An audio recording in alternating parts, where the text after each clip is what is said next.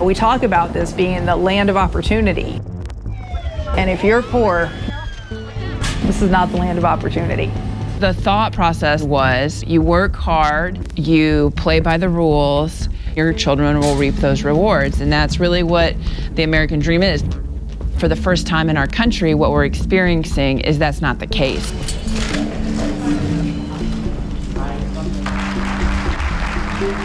Opening the economy of China will create unprecedented opportunities for American farmers, workers, and companies.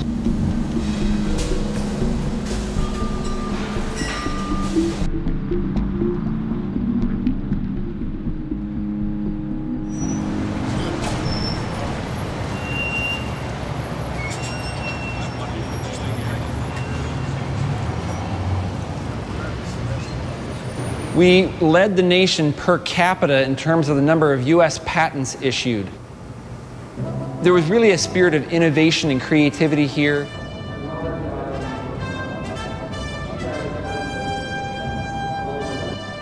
For much of the 20th century, Dayton, Ohio was the place to be if you were looking for a job and looking for a way to get ahead.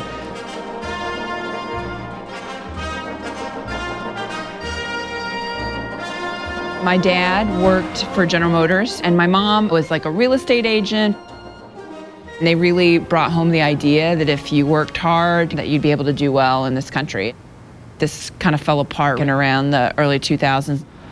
This contract broke with the loss of manufacturing jobs that were slowly trickling in Dayton. Children of families aren't doing better than their parents, and I think that's the broken dream that's happening right now.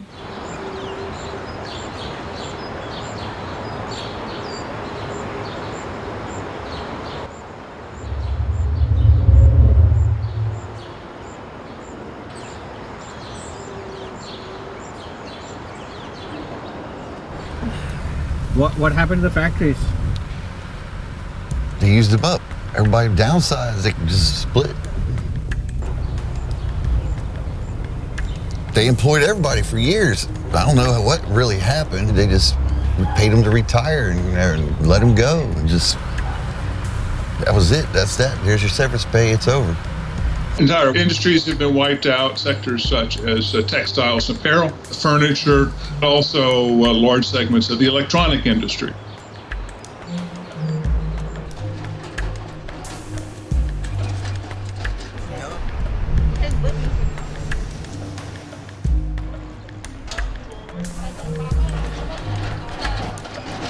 We were seeing a huge increase in families coming into us in around 2005, 2006. Of the 200 plus people that we're serving every day here, about 40% of our guests are homeless, and I mean street homeless. Some people have housing, but it's not the suburbs that you think of. It's housing where there may not be running water. There may not be a working refrigerator. There may or may not be a working stove. They say free trade, we say no way.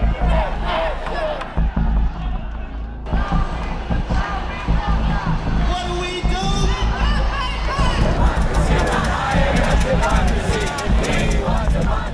Globalization is necessary and it is going to happen, but unlike other countries like Germany or other countries that protected their worker, the American government did not.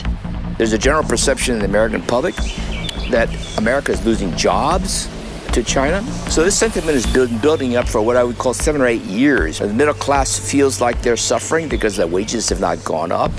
So you basically have what I call this middle class revolt, an anti-globalization spirit, in the sense that trade, integrating with the global economy, symbolized by China, somehow has depressed the welfare of Americans. And China is basically the target. The Chinese population is so much larger than the US population. China has more advanced learners than we have learners. At one point, the Chinese government was trying to find jobs for approximately 20 million Chinese per year. Well, 20 million is about the population of the entire state of Ohio.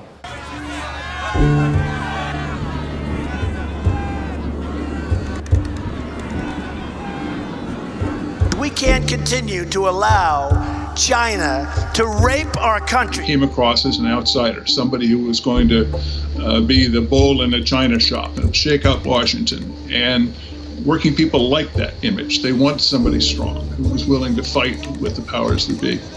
They blame China's entry into the WTO as being responsible for the loss of their jobs and their communities.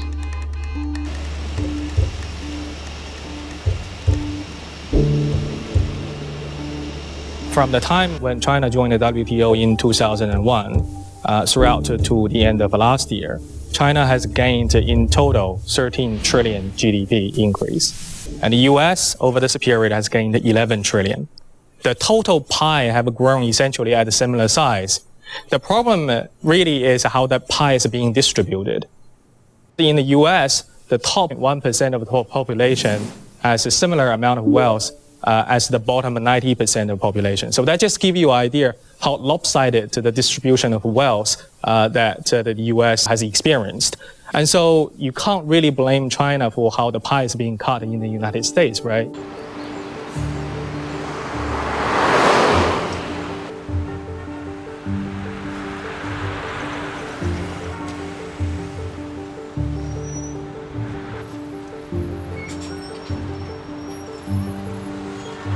After the General Motors plant closed in 2009, Fuyao came, and we are pleased that that plant is being reused.